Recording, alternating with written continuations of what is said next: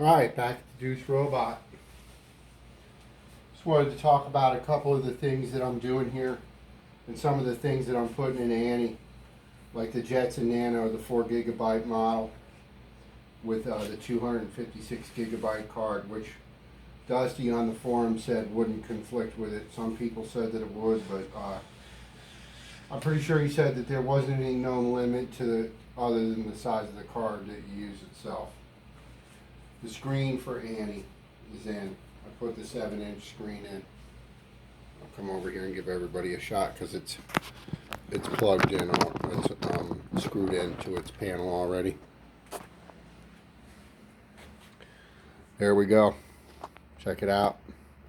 Nano's going to go in there. Go back here.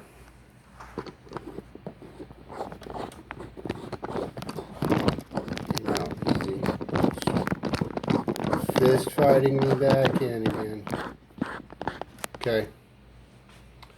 I'm going to use the 9.6 volt batteries. Now this project doesn't have excuse me, any weight in it. So it's not going to hurt to put some of these things in there. These are, I want to try to maybe put 2 down in the feet or try to space them out. I want to keep them away from the top if I can, you know. And I made a really cool voltage regulator, 5 volt. Takes from all the way up to 30 volts down to 5 volts and regulates it out to 5. Here's the 5 volt forward voltage regulators. Here's some 3.3s, really cool. Here's a little module that will help you jump like 9 volts up to 15 or 5 volts up to 12 volts. I want to try to use that because Annie gets a really killer sound system. Check it out. 50 watts times 2. You can plug the Nano into here, and I'm sure that it will play the voice and e-speak and all of those things through it. Here are the really cool speakers that are going to go in Annie. They're 50 watters. These here. They're going to go, it's not dump the Nano. They are going to go in the hip right here. I got the cutouts for them. I'm sure everybody's seen me fiddling around in here with the servos and stuff, but that's where they go, one in each side. Boom. And I've got no, I don't have any worry about the servos and stuff lifting it, because 2 of these servos lifts these 12 volt batteries very easily, just with this hollow stuff too. This stuff doesn't weigh anything, but if you want to, I don't want to try to do a feat of strength with it because it's made out of foam. You end up breaking it, but it does lift it real easy. Straightened out the arm. It had a little bit of a wing out to it. I straightened that. Happy about that. So these are some of the items that are going in Annie, and it's going to start soon. Here's I wanted to mention also the 5 volt fans for the Nano. Probably do a couple of those. They were hot end fans, but I wanted to get something that you could run on 5 volts, and so that's where it comes. That's what I got. The camera is already hooked up.